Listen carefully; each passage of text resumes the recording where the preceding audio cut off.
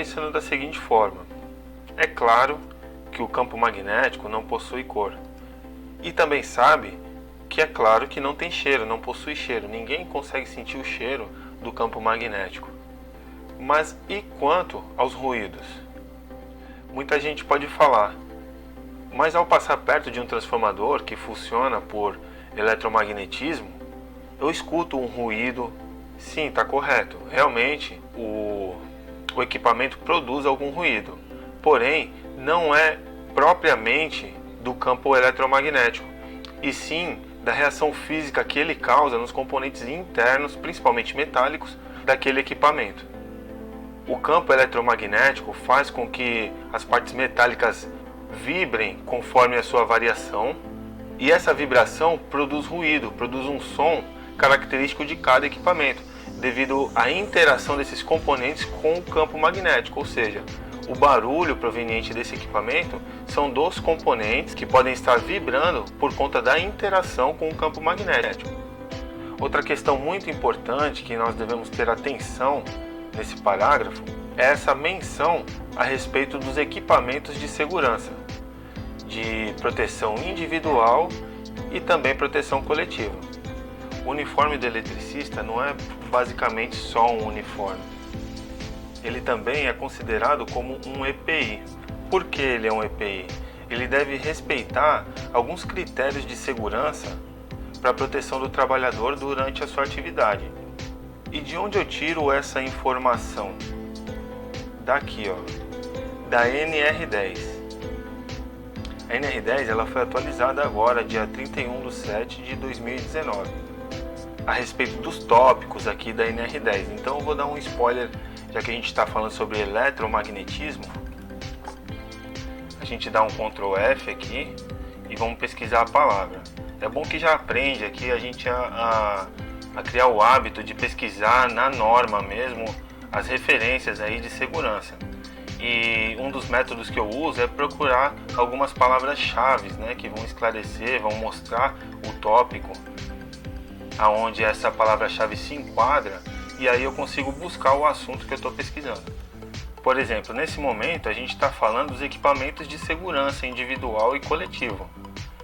E o assunto, a aula de agora, é sobre campo eletromagnético. Eu já sei, né, que na NR10 tem alguma menção referente a interferências eletromagnéticas. Eu não sei ao certo qual parágrafo é. O que eu vou fazer? Vou digitar aqui. Aqui, eletromagnética. Dou um Enter e olha aqui. O subitem 10.2.9.2 diz o seguinte: as vestimentas de trabalho devem ser adequadas às atividades, devendo contemplar a condutibilidade, a inflamabilidade e as influências eletromagnéticas. Então, na própria NR10 está dizendo praticamente a mesma coisa que esse parágrafo.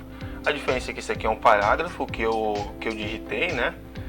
E a NR10 é uma norma regulamentadora com força de lei e que deve ser respeitada em sua íntegra, né? E aí, aqui está falando aqui, equipamentos de segurança individual e coletivo. Então a vestimenta, voltando lá, a vestimenta de trabalho aqui do eletricista, né, deve contemplar, entre outras influências aqui que foi mencionado, as influências eletromagnéticas, para amenizar, mitigar ou reduzir o risco a um nível aceitável para a permanência do trabalhador naquele local, onde haja uma grande incidência ou uma incidência até certo ponto nociva ao corpo humano, para assim o trabalhador conseguir executar a sua atividade lá com os riscos, com os efeitos aí minimamente reduzidos ao ponto de se tornar aceitável por um certo período de tempo. Visto isso, essas questões de segurança, temos aqui uma ilustração da corrente elétrica circulando, da simbolização, né, dessa corrente elétrica circulando por essa aspiral aqui, que é um condutor, e gerando um campo elétrico, aonde gera a polaridade norte e a sul. E a gente pode ver aqui que o campo magnético ele percorre do norte ao sul. O sentido dele é sempre partindo do norte para o sul, certo? E isso pode alterar com o sentido da corrente. Por exemplo, essa corrente está entrando por esse polo e saindo por esse.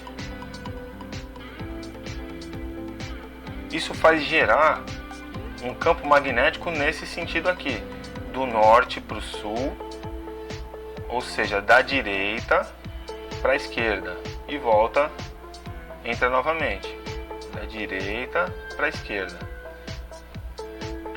Mas, e se o sentido da corrente for o contrário?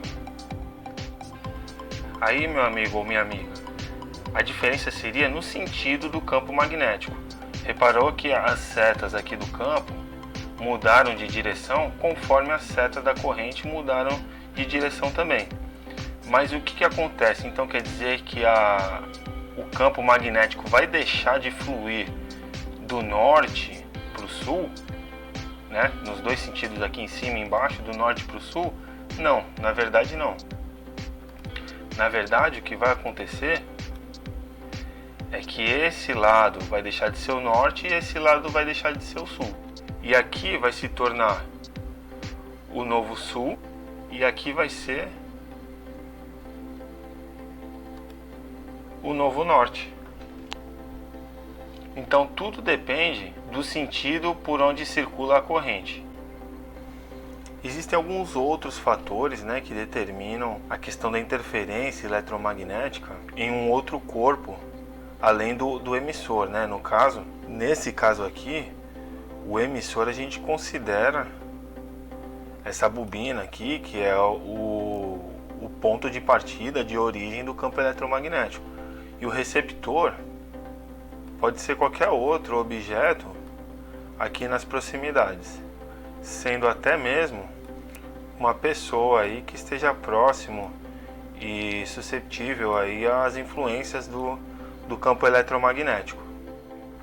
Mas esses outros fatores já parte para um lado específico da engenharia elétrica, um lado mais técnico, e deixa um pouco aquém o lado da segurança e saúde no trabalho, e aqui no caso de serviços com eletricidade ou em suas proximidades. Então vamos nos ater apenas à parte de segurança. E no próximo slide a gente vai falar um pouco